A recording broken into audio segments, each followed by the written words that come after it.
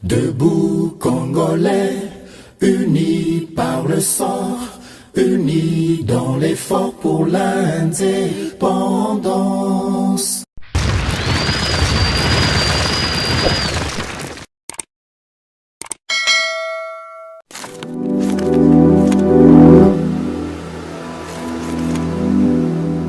Bonjour, Mamboka Sambolonga. Bonjour. Mon Mamboka, vous avez dit que les analystes politiques de la République démocratique du Congo, suite au moment où déjà, qu'est-ce qui ne va pas dans la République démocratique du Congo, où vous avez sans plus tarder, la situation où il y a Est la République démocratique du Congo, tout comme moi, pipé, tous allez wapi. Et si tu as une résolution et un sommet, Luanda, où il y a mon Mamboka Lorenzo et na elongo mwana mboka africain Paul Kagame et Félix Antoine Tshisekedi. Et si tu as la intervention, il y a Olivier Kamitet Ozali, moko il y a ba collaborateur ya Moïse Katumbi o asindi pour ba yimboka boycotter vote électronique parce que ezali na moyibi na kati. Et si tu as la lisusu intervention il y a molongani ya sénateur à vie Joseph Kabila mama Olivier Lendi o asi ko senga ba yimboka que balité mingi mingi pour nous le Kimé na katamboka parce que na gouvernement actuel ni ezozanga kwa Kimé écoute na Est de la République démocratique du Congo na mboka ça peut tarder mbote sur encore. Oui, mbote mwana mboka. Bonne santé. Non, toza malamu toujours na détermination, toujours na même morale na ba FARDC ou baza toujours na front et je pense que congolais nyonso oyaza vraiment congolais azo se sentir ango azala vraiment de cœur na FARDC na biso, c'est-à-dire biso nyonso FARDC na motema. FARDC na motema avant na côté de na moko na mboka ce que mon a auquel passé chef de très chargé na carte de vie de Kinshasa ou aspect qui tamo be pays banso ko inaugurer ba pont, ko inaugurer ba Wenzeo ezikaki na Pascal et aussi ko inaugurer ndako ya ba officier. Et mo le bien c'est comme ça chef d'état ko sala moi tout moment. Pour ne pas vendre la vie, il y a toujours visibilité quand ça va pré-campagne. Bon, et là d'abord, il y a les bossos, il faut que politique y a kala ou est basé dans mensonge ou bien politique oyo et bandaï ko salima que ba réalisation bandaï ko salima sur base il y a injustice, ils a déjà passé, ils ont quoi appartenir dans le passé. Pont Bongolo, je commence à voir citer les ponts Bongolo.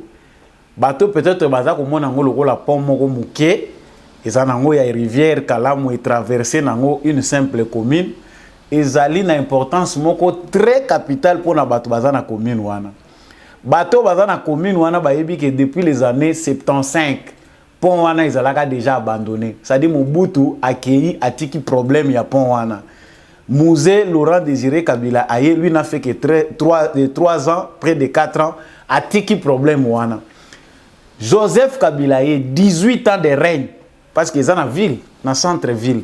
Atiki problème wana. Le pont Bongolo fait partie de plusieurs ponts.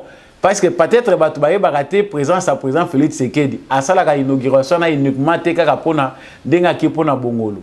Plusieurs autres ponts sont construits dans le règne de Félix Tshisekedi. Tout le monde a écouté la Awa OVD a réceptionné 30 ponts depuis que Congo est à Congo. Nanu toyamba nombre wana te ya ba pont baya nango pona koya ko tshanga na République démocratique du Congo na commandé 30 ponts na France bato ba monaki bilili ba yebi ki eza koya sikoyo pour ça bana mboka bazana esengo baza ko célébrer ango n'époque Joseph Kabila des passerelles o ekutu esilate soko tali na boulevard Lumumba vous allez trouver des passerelles et si la te nyonso bande bandeli na première rue Limité. Si okende kuna na Kingasani kuna soki na Pascal, vous trouverez que ba passerelle wana eza inachevé. Mais Joseph Kabila a inauguré babiloko inachevé. Oyo kutu esilate congolais yu bonheur nangote. Maintenant vous allez me dire que pour un pont o ezali d'importance capitale pour na mboka na biso République démocratique du Congo pour na ba habitants ya commune wana. Président de la République a se déplacé pour la première fois les Congolais ont le droit de se réjouir d'avoir un président Ouazali à proximité na peuple naïe. Nous avons manqué cette chaleur-là. Oh, lelo, bahati lukwe bazako lela lobi ba sénateur, bazana besoin de chaleur paternelle. Mais le peuple congolais, azana qui perd de la nation, quelqu'un qui peut être à l'écoute ozo le kananzela pe oyo qui peut na lito ina yo moko makambato bazako loba. Ça nous a manqué pendant 18 ans. Mobutu était un dictateur, mais il était à l'écoute du peuple, même s'il n'a pas eu à satisfaire les besoins à Zaïrois à l'époque. Mais Mobutu était proche du peuple zaïrois. Félix Tshisekedi n'a minute à combler vide. Affection biso tozangi ya kozanga tata ekolo oyo akoko kitana bisika o mokonza ko kitate. Nous l'avons vu à traverser na bamai. Bisika oyo président de la République a yate pour des raisons de sécurité dans l'environnement waneza ki to côté. Mais le président yewana et ça c'était pour se vanter pour la campagne. Non, le peuple a besoin de ça. Yemoko a palpé du doigt oh, ezali ba réalité à peuple naé. Il ne suffit pas seulement d'aller voir Bongolo, il suffit d'aller voir yemoko a mona misère wana parce que la misère est encore là. Mais le coup lazo sala ba réalisation, il faut komaka makamba yebisake pa ba collaborateur na yemoko a vivre yango. Soki ba yeli président de la République image kaka ya pont ou bien yemoko pa moni yango na TV ke tala ba inaugurer pont oyo ndenge salemaki. Ce n'est pas suffisant dans un pays où toza ko senga ke suivi ezala. Le président de la République jusque-là a un problème, il y a des collaborateurs. Il est obligé, bisika nyonso, et l'autre moko salami président il moko s'enquérir de la situation. Moi je pense que bato bazako kota ngona polémique, ils ne comprennent pas hein bonheur au Félix Tshisekedi a nango pour le peuple congolais. C'est-à-dire ce n'est pas un dieu, mais au moins azako combler vide au Joseph Kabila atikela kibiso. Et compris na cité à officier ici au Samananti. Absolument, les militaires sont honorés. Na boyko kende na ba détail belé, il n'y a pas que cité en scellé. Tout monde qui peut nini au piste et aéroport et Ndolo. Et ça ba endroit moko stratégique abandonné à plusieurs années. Joseph Kabila bando vivre na ville à Kinshasa. Na sima ya Joseph Kabila place Kancha Chezali. Bana bando tanga na mabele. Atikala ko beta tatu par erreur. Même na buto zo beta tatu Rwanda. Mais soda banda ovanda bazo sécuriser. Félix Tshisekedi est venu première action na ye atala ki ba militaire abaluki atala ndenge nini soda vivaka mwana soda zalaka ndenge nini. Non, là où on fait du bien bato bazo condamner biso balobi tozo sa ele ba éloge. Non, là où on fait du bien bato ba applaudissaka. Place au bolamu ezali foza la ndoki po o condamner bolamu wana. O bazo sa ele ba officier na biso. C'est un honneur. Ce qui Kabila pendant 18 ans, il a honoré les militaires congolais, c'est-à-dire, pendant 18 ans, militaire moko alingaka la kalibandati. Tolingato mo na ba condition eza na kanko kolote. Mais aujourd'hui Félix Tshisekedi yeyo omoni abandi sikoyo kozongisa ba militaire na ba condition digne oyo baza ko mériter. Ce sont des choses. Ngana lobi lelo eza na lotang ko sa la Félix Tshisekedi bilanté. Ce qu'on est en train de voir eza na kaka début. Toko koma na temps toko sa la somme. Il y a des réalisations sur Félix Tshisekedi comme ça, Totuna. Ceux qui disent que le pays va mal vont nous dire dans quel état ils ont laissé le Congo. Et puis, il y a des réalisations sur Félix Tshisekedi comparativement à Bango Basala qui 18 ans à pouvoir. Ils vont nous dire où se trouve maintenant le Congo.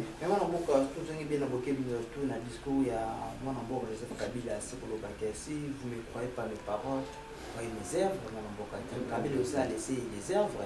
Ou peut-être que le lot peut bénéficier quand même.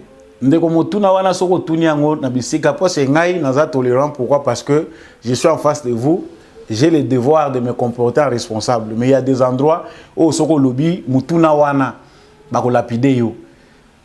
Parce que pendant 18 ans, il n'y a pas que la misère où Joseph Kabila tiki.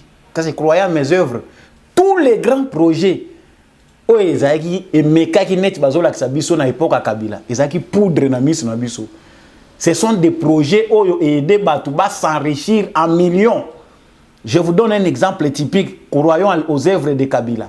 Les projets de modernisation de l'aéroport de Ndili qui coûtait 300 millions de dollars. 150 millions ont été décaissés. Félix Tshisekedi akuti mabulu. Mabulu nde Félix Tshisekedi akekuta kuna. Je vous dis, je ne peux pas vous dire le bilan catastrophique. Parce que tant que vous croyez à mes œuvres, c'est facile à dire. Peut-être que les Congolais ne savent pas concrètement ce que Kabila a fait du Congo. Si ces mêmes criminels aujourd'hui roulent en carrosse dans un pays, il y a bateau bango ba tortiraki. Ils peuvent se réjouir de la paix où ils sont bénéfiques pour na bango. Il faut bazala nesengo. Si Shadari est encore au Congo, Mova vit au Congo calmement avec l'argent des Congolais au Bango Bapia. Non, on a droit à un minimum de respect en tant qu'être humain. Jusqu'aujourd'hui, le régime Yakabila va réparer préjudice au Bango Bakozé dans le peuple congolais. Et moi là, je pense que nous avons interpellé conscience à président de la République à s'ingérer dans l'affaire ya Makambouya justice pour le régime Yakagame. Si le président ne va pas regarder le passé, il ne va pas fouiner, c'est lui le président. Le Kambouya Bato Basali Mabeza, le Kambouya justice. C'est le président. La justice congolaise doit saisir le dossier pour nous dire réellement ce qui s'était passé. Merci beaucoup. On a beaucoup à comprendre quel est le temps qui s'est passé. On a beaucoup de actualité, résolution et mini-sommet, Rwanda, au dossier Congona. Monsieur le Camerounais,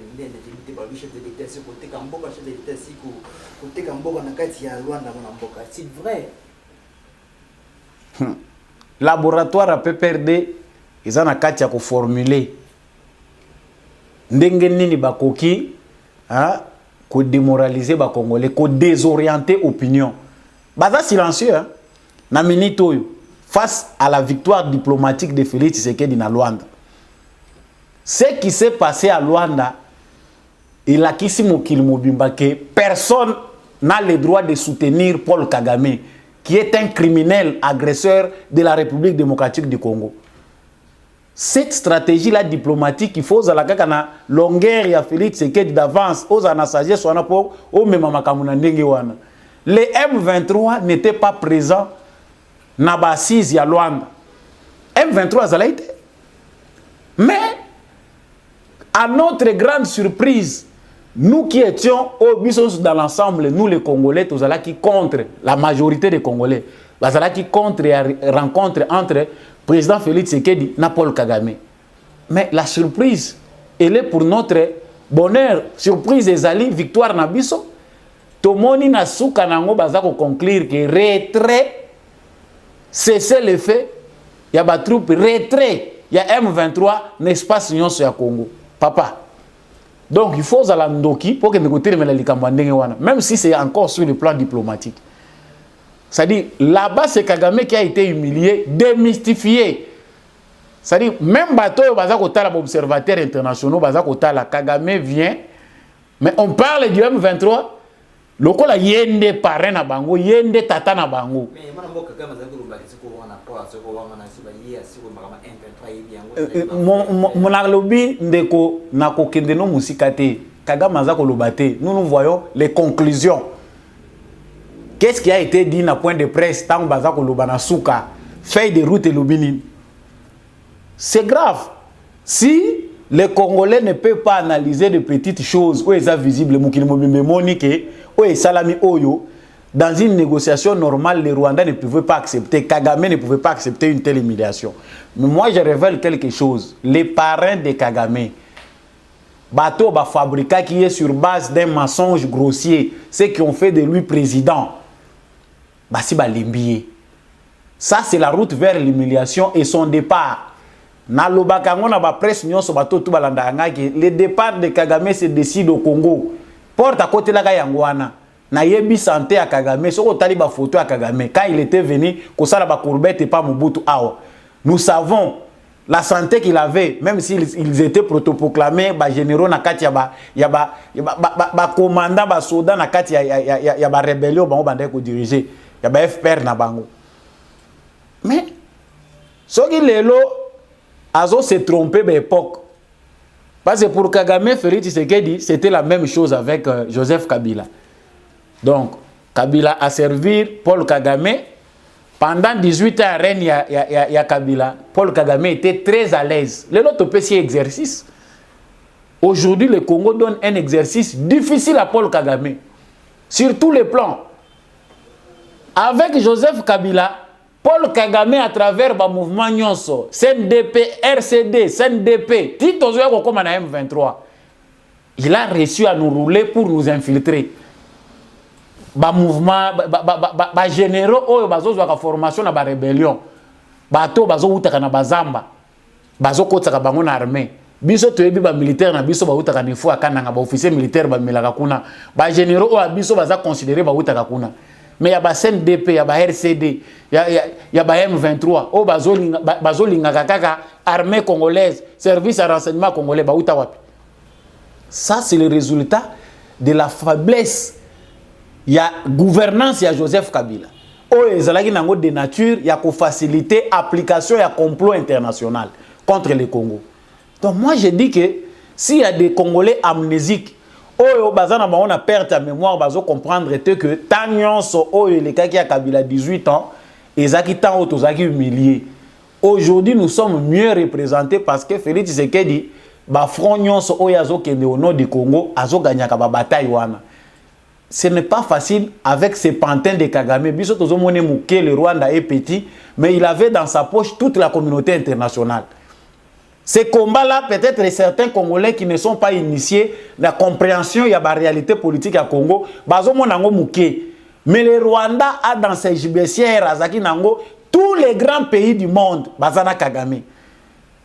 Mais vous pensez que c'est une petite chose, Félix Tshisekedi, en 3 ans, à démystifier, à initier na Batouana? Non! Il faut être des kabilistes, Batou Oyo, Bazaba allié, ya Kagame, pour voir que Félix Tshisekedi échoue. Aujourd'hui, on veut faire comprendre aux Congolais que Félix Tshisekedi trahit la nation. Azana Bakor, a signé qui na M23. Kunape, a qui signé Bakor. Papa, manipulation n'est pas na biso, ça ne passe plus. Nous connaissons que Kabila nous a géré sur base de mensonges. Kabila n'a pas perdre de gérer biso na manipulation. C'est tout ce qu'ils savent faire. Jusqu'aujourd'hui, stratégie na bango ezaka focalisé na manipulation, distraction, diabolisation. Yango basa ko travailler nango à travers ma chaîne na bango à télévision pour désorienter l'opinion congolaise. Pour les gens qui voient clair, Congolais o yazana besoin te que azana na ba mettre à penser ailleurs. C'est la victoire du Congo, c'est que Félix Tshisekedi a fait à Luanda. Lelo na Tongo, je continue mon frère parce que makambo ko lobezana. Ba ba kantia ke ko sulaka kuna na Luanda. Mais aujourd'hui, tout le monde il pense que sur le terrain, Félix Tshisekedi a vendu, il va faire des sebos vendre, c'est le fait. C'est le fait de l'armée loyaliste. L'armée a le droit de défendre, le devoir de défendre l'intégrité territoriale. Aucun accord ne peut dire, demander à une armée de cesser le feu avec un mouvement rebelle. Ça n'existe pas. Partout où il y a un territoire congolais, ils ont une base, il y a FARDC. C'est le M23 ne faut pas quitter. Yango ba ningisi bango na Tongo. Ta ba ningisi bango pona ko lakisa bango ke likolo to longi bino na diplomatie parce que kuna commandant suprême abundi yango na likolo. Biso siko ba soda ne na se zato la musabino na Tongo ba zu fimbu. Et ça va continuer. Kagame compte sur ses milices à l'interne, il compte sur ses infiltrés. Ba généraux naie o ba sala allégeance na politique naie. Mais c'est trop tard. Chaque jour qui passe, l'armée congolaise monte en puissance. Quand c'est ça illusion, tout le babilo ezangatina lokuta, le stratège numéro 1 du Congo qui est Félix Tshisekedi, à ça tchaki ango déjà. Pendant que Kagame bando mone zoba, ah tu es mon frère, ya kanti ke ba pa kole mafuta, na zu zoba koleka na Kabila. Ayeba kitege, zoba oya bande ko mona zoba, azo yiba ende mayele. Aujourd'hui c'est trop tard. Face au yaza ko découvrir ya Félix Tshisekedi, c'est un nouveau visage. Il y a Congo où il y a aventure. Pour ceux qui sont encore en train de sombrer dans les aventures au Bakabili, c'est bazar qu'on présenter biso. Je dis que c'est trop tard. Maintenant au front, baye bagé est bisika madousu ezalaki. Ba village oyo bango bandeko ya ba okota facilement. Désormais, faire de ça kotonda kuna. Ya nga nazo lancer appel chaque fois awa. Que nos frères au balinko kota boza très patriotes ko simba machete te kota na FARDC. Nous ne sommes pas comme les Rwandais. Toza lokwa batutité pour toi na culture machette awa. Toza da ko mona bato ba osala ba machette na ba ADF. Comment ils coupent les têtes. Nous ne sommes pas obligés biso peto comme barbare lokwa bango. Nous avons un seul moyen. Adhérons na kati armée na biso to kota kuna recrutement zo salema. So oza na kanda ya makasi kota na FARDC. Les conditions d'hier ne seront pas les conditions d'aujourd'hui. Le commandant suprême a lancé déjà ce que ndenge tozo kenda wa FARDC na biso kozala armée moko modèle puissante au centre de l'Afrique. Et que ça le rôle la illusion pour na bateau bazo seka. O bazo yeba texte qui se fait dans l'ombre. Tout ne se dit pas. Tout ne se dit pas. Armée na biso ezaki efficace ezalaki détruite à cause de la politique ya Kabila qui ne voulait pas que l'armée soit puissante. il avait fondé sa confiance dans le mouvement rebelle. Toujours qui n'est toujours isolé dans la carte est-ce que du Congo entre les rebelles tout quoi qui les rebelles ce sont pas les Rwandais, ce sont les Congolais même Sultan Makenga il parle toujours que nous sommes les Congolais. Cette stratégie là est déjà caduque. Bazaba Congolais. Les Congolais qui président de la République a pris si disponibilité na yi. Mouvement rebelle au bandimaki na Nairobi, balobi, c'est pour la première fois. Au biso to constater que toza devant face à Moutomo azo comprendre biso. Ba mouvement rebelle au Isaïa ba Congolais. Ba bité Mouto vraiment yebi ko solo là. Bazo adhérer. Il y a des mouvements rebelles au bazo tika ba armes, ceux qui sont congolais. Pour cette fois-ci, toko yamba oto zolo baka ki oza congolais, congolais ya wapi? Ba Rwandais basi batimbela ko za ba komba ba luba ya ba Congo, aya wa Rwandais na komba muluba. Cette fois-ci toko landa tina source, muluba ngo ya wapi? Yebisa biso clan na yo groupement na yo chefferie.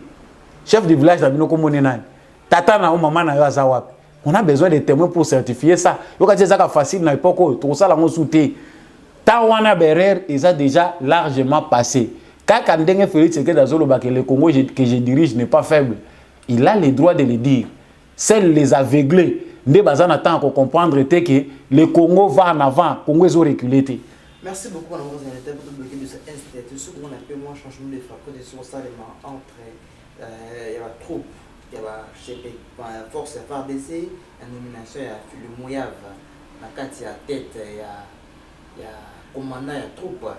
De ce qu'on appelle moi, gouverneur, moi, Sima, à ce qui m'a capté le caractère, il y a changement. C'est un changement d'ordre stratégique. C'est à l'est du pays où il y a infiltration et mingi. Na bateau ba menaka ba opération. Nazana tanga tout ce qui s'est passé normalement, mais nous savons que na ba chef ba opération on a plusieurs travaillent avec l'intelligence du Rwanda. C'est-à-dire il est général au Congo mais renseignant il y a Rwanda. C'est lui qui sert Kigali les informations. Alors, na minute nous sommes obligés aussi de changer nos stratégies. Alors, on ne peut pas aller dans plus de détails. Le président de la République est le commandant suprême. Stratégie est changée. Même soyez là, on va tourner ça qui kuna na est, comme si armée le cola, armée mokoya et balobaka qui soit non, je n'ai rien contre nos frères swahiliphones. Mais et comment qui exagéré? Maintenant là, monique équilibre ezali linga les en front, soko la ndakapenda masolo ndenge zo beta makuna mbonda pende zo beta manalinga la penda kuna. Doso bazo beta mortier bazo beta pe lingala. Swahili pe zo beta malingala pe zo beta ma ya ebele na front. Ça dit stratégie changer. Oh bazo kanisa que non te to ko corrompre parce que na Congo machine à corruption ezaka so ba mission na place ba komi ko luka ba stratégie ko corrompre. Le gouverneur Constant Dima azali chargé makambo itali politique administrative azo gérer makambo nyon sur itali province mais ba opération militaire ba lobby ba tie mutu mususu ça c'est eza commandant suprême pas de commentaires ngana yebika ke chaque jour ndenge mikolo ezoleka ba stratégie ezo changer ça c'est le secret de l'armée désormais to kolobal sous langage ba rwandais bazo comprendre té na beti déjà eloko bakelelo ba yoka place bazali ba yebike langage ba militaire congolais ba komi koloba ils ont échappé na contrôle à Kigali. Notre seule faiblesse c'est d'avoir au sein de notre armée des infiltrés au service de Kigali ou bien au service de Kagame. Aujourd'hui, tous obligés de coder les sous langage na biso. To pesa ngo forme musuma ka mutoko betawa na Kigali ba koyoka ngote. Faut banda ko luka ngondingini ba ko betela ngo, c'est déjà trop tard. Voilà un peu ce que c'est. Merci beaucoup de ce que vous avez intervention à maman Olive Lembe ou maman Oyosa Action Mikolo ça au formulaire prétendu candidat présidente 2023 si Kolo Baké assigne gouvernement en place par le Kopouani qui n'a essayé que c'est tardé pour personne n'a peuple congolais bah bandé il y a ça des forts quoi qui mis dans la est de la démocratie du Congo ça toujours solide. Bon, tout se fait sur base de l'ignorance, il y a bateau qui se réunir na batouana. Peut-être que bateau mingi pour la plupart baza entouré Olive Lembe pe bazo yembelaye, c'est soit des flatteurs, soit des gens en manque d'informations. Olive Lembe na Kabila va diriger Mboko 18 ans. La conseillère il y a Liboso, il y a Joseph Kabila, c'est Olive Lembe. Pendant que Zaina Moubali na yena pouvoir, après ça que conseil était. À l'accès qu'il faut que tu aies un hôpital. na 18 ans bala ça so hôpital où etongami pende za ko appartenir à l'état congolais. J'ai mal au cœur. Cinquantenaire va kosa ebiso ke ekozala le plus grand hôpital d'Afrique centrale. Il y a l'état congolais. Allez voir. 90% kuna l'état congolais bala ça so na ba papier ba recette ya cinquantenaire oui qui dans le trésor public. Tous les biens de l'état ont été privatisés au profit de Kabila et sa famille politique na biologique. Bon, aujourd'hui, Olive Lembe est en train de distraire l'opinion des flatteurs. Parce qu'un Congolais sérieux n'a rien à voir auprès d'Olive Lembe. Je dis rien. Parce que criminalité à Mobali Naye, je pense qu'elle-même est plus criminelle que Mobali Naye.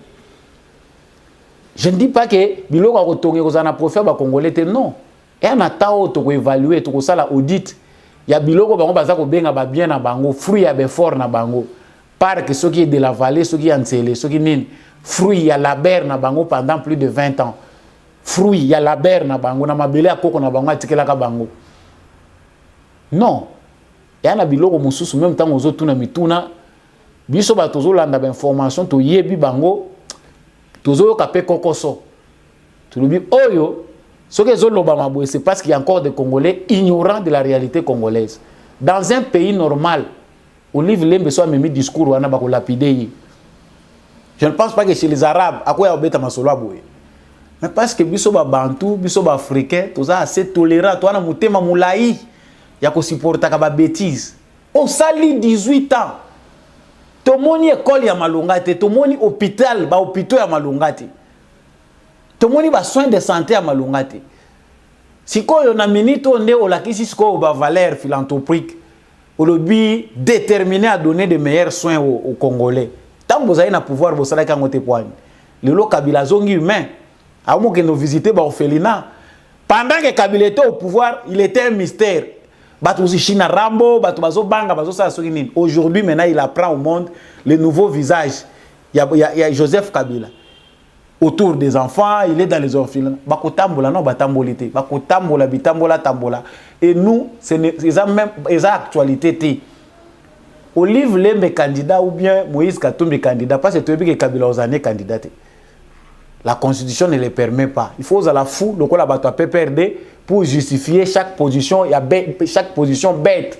Le PPRD est en train d'inventer de nouvelles théories pour expliquer comment constitutionnellement il est probable que Joseph Kabila soit allé sous candidat. Ça, c'est l'invention de la bêtise de ceux qui se disent intellectuels congolais. Trop de docteurs parmi eux. Oh, docteur, n'a pas peur des agabas docteurs. Si on y a pas peur des sous canons, il faut la carte docteur. Mais docteur, il y a pas sens.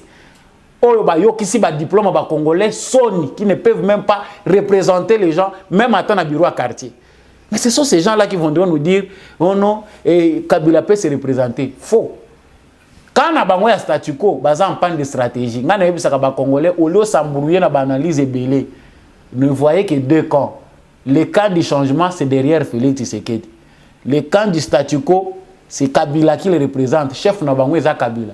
Batu bachaka tembe ba moni yango tango Kabila na Katumbi ba kutani ba comprendre comment vont s'aligner les gens du statu quo. Batu ba défendre ben intérêt na bango. Tout ce qui se passe de ce côté-là, et que ça là, ceux qui mama wa oro, ceux qui ororo, balo bakaro, ceux qui ro, ceux qui aiment ta cause la candidate, ceux qui Katumbi, ils vont s'arranger en famille. Des gens qui sont habitués à manger na baguette injuste. Mais venir nous distraire, tant on a distraction de l'équipe, le Congo appartient aux Congolais. Merci beaucoup, mon beau gâteau. On se réunit à l'émission. Tant que tu as mosquité, oui, dossier où tu as dit intervention sortie médiatique ou membre politique comme ça. À ce moment-là, il faut boycotter vote électronique ou celui que vous allez adopter dans l'élection 2023 et vous allez boycotter pas Yimbo parce qu'il faut profiter de la tricherie na pouvoir en place. Ils ne peuvent se contenter que de ça. Mais aussi longtemps que PES a été instauré à l'est du Congo, il n'y a pas d'élection. Tshisekedi est un démocrate. Nous avons le droit de Tshisekedi comme un dictateur. Mais nous avons besoin que notre pays s'organise. Nous avons besoin de qu'il y ait une élection chaque fois. Il faut cette fois-ci, il faut une élection. Qui est qui? l'identification nationale et le recensement général. Ya on a zokende na yote Joseph Kabila senga kangote. So za ina besoin nango Etienne Tshisekedi lingaki aboya ko kende élection na 2006. Ya on a zolo bana yoke bango bakanisa yeke ekozala tour ya baninge kozala te. Lelo eza tour ya ba Congolais. Eza kutata tour ya Tshisekedi te mais c'est le tour des Congolais to sekabango. Lui dit que les Congolais doivent pas accepter aller avec cette tricherie. Ah, ce que lui trouve important c'est les élections. Les élections est comme important, il faut que ndekaka na ba élection.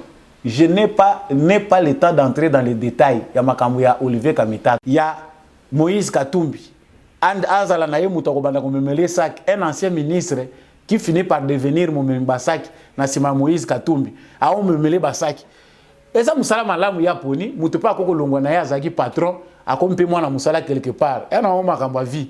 Mais venir jouer avec nous, c'est qui ne comprend pas ce qui est devenu Congolais, na l'époque à Félix Tshisekedi. C'est la belle élection, mais ils attendront longtemps. Le Congo appartient aux Congolais. Nous avons encouragé les Congolais. Tant il y a des pères et des mères. Ils ont à Noël, ils ont réalisme politique. Tout Congolais qui réfléchit. Tout ça, on a salué les Dakar. Papa Zasoki, français, maman congolaise, ou papa Azakoto, maman Azakoto, Toboy Binoté. Mais pour l'intérêt du pays, cette loi-là, ils allaient qu'au privé Bino accès dans certains postes clés, il y a des institutions en République à cause de l'infiltration auto-vivre. Et dans ce cas-là, moi je pense que c'est important, la loi Noël Tchani est comme une utilité.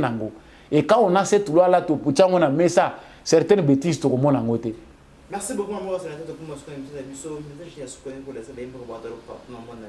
Message nangai yasuka ezaki je suis FARDC toujours na motema vraiment elongo na ba FARDC na biso biso nyonso ba congolais sima ya mapinga na biso sima ya mokonza mboka na biso Félix Tshisekedi Tshilombo sima ya ba idée ya malamu ezo ko faire avancer Congo na kaniti ke elenge soko za solo na besoin ya ko servir mboka na yo ke oza na vocation ya kolata teni armée na biso eza ko recruter kende na ba voie ezali légal. Merci peut-être na bandeko balandi biso campagne debout congolais na za koloba ezali pona éveil patriotique éveil à ba conscience le numéro plus 243 82 349 65 26 si vous voulez aider